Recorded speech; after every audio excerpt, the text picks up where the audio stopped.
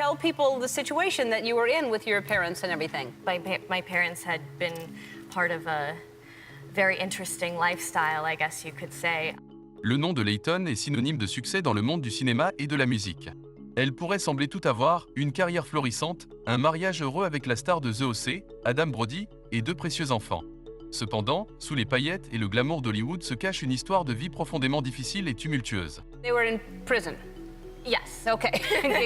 But everything's fine now. Everything's all good. Yeah, my dad is an internet company. My mom's a writer, and so they live the good life now. Nous sommes tous tombés amoureux de son interprétation de Blair Waldorf dans la série à succès Gossip Girl, mais elle a connu d'incroyables difficultés financières et émotionnelles. Sa vie est marquée par une relation complexe avec sa mère, des batailles judiciaires pour l'argent et des disputes concernant la garde de son jeune frère. Née en avril 1986 dans une maison de transition au Texas, la mère de Layton, Constance, purgeait une peine de prison pour trafic de drogue à l'époque. Dans une interview, Layton a révélé que sa mère l'avait mise au monde alors qu'elle purgeait une peine de 10 ans pour avoir fait entrer de la marijuana de Jamaïque aux États-Unis. Remarquablement, Constance a été libérée après seulement 16 mois. En évoquant ses débuts difficiles, l'actrice a partagé: « Je pense que cela me fait juste apprécier les choses que j'ai maintenant. » Après sa naissance, elle et sa mère ont passé 3 mois dans la maison de transition à nouer des liens. Ensuite, Constance est retournée en prison pour purger sa peine. Le père de Layton avait lui-même des problèmes judiciaires, compliquant davantage la situation familiale. Une famille compliquée. L'implication de la famille de Layton dans des activités illégales s'est étendue. Sa tante, qui faisait partie de l'opération, est devenue la première femme à intégrer les rangs des Marshals américains. Le cycle de la criminalité semblait toucher la génération suivante lorsque le frère de Layton, Douglas, a été accusé de viol en 2002. Après la libération de sa mère, Layton et elle se sont installés en Floride. Malgré leurs circonstances difficiles, Layton a continué à poursuivre son rêve de réussir dans l'industrie du divertissement. Ses débuts. À l'âge de 10 ans, Layton a participé à une convention de mannequins à Atlanta pendant les vacances de Noël de son école.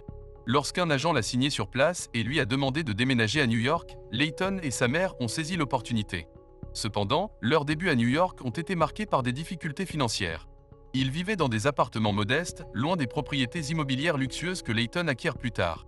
À l'âge de 14 ans, Layton et sa mère ont déménagé dans un appartement à Hollywood, en Californie. Les contrats de mannequinat les ont soutenus, mais ils vivaient d'un salaire à l'autre, avec un soutien financier occasionnel du grand-père de Layton. La concentration de Layton restait sur sa carrière, car elle ne pouvait pas se rapporter aux préoccupations typiques des enfants de son âge. Elle a admis franchement: « Je m'inquiétais de ne pas avoir d'argent pour l'essence ou la nourriture. C'était mes préoccupations. » Le bal de fin d'année est arrivé, mais Layton ne pouvait pas se permettre les billets chers et a choisi de ne pas assister à l'événement. Avec le recul, sa décision semble insignifiante comparée aux événements glamour de l'industrie auxquels elle a depuis participé, comme le Met Gala, où elle a côtoyé des personnalités de la mode. Sa bataille contre sa mère. En 2011, sa relation avec sa mère a pris un tournant radical. Layton envoyait à sa mère 7 500 $ par mois pour soutenir son petit frère, Lex. Cependant, elle a accusé sa mère d'utiliser l'argent pour des chirurgies esthétiques et d'autres dépenses personnelles, ce qui a entraîné une bataille juridique. Finalement, Layton a été blanchi lorsque le juge a statué qu'il n'y avait aucun contrat l'obligeant à effectuer ces paiements. La raison principale de l'envoi de l'argent était de soutenir les frais médicaux de Lex, car il avait subi une intervention chirurgicale au cerveau. La déception de Layton venait de l'utilisation incorrecte des fonds par sa mère.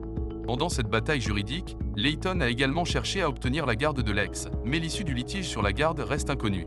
Néanmoins, en 2014, Lex est resté sous la garde de sa mère. Constance, la mère de Layton, a parlé de difficultés financières, de saisie immobilière et du risque d'itinérance.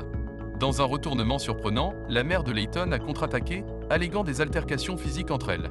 Constance prétendait que Layton l'avait frappée avec une bouteille lors d'une dispute animée en décembre 2010, entraînant une bataille juridique chaotique. La vie après Gossip Girl. Après la fin de la série en 2012, Layton a entamé sa carrière musicale et a sorti ses singles solo Somebody to Love 2009 et Your Love is a Drug 2010 sous le label Universal Republic. Mister a également enregistré des chansons pour diverses bandes sonores. Voilà ce que nous appelons une histoire digne de Gossip Girl. Merci d'avoir regardé.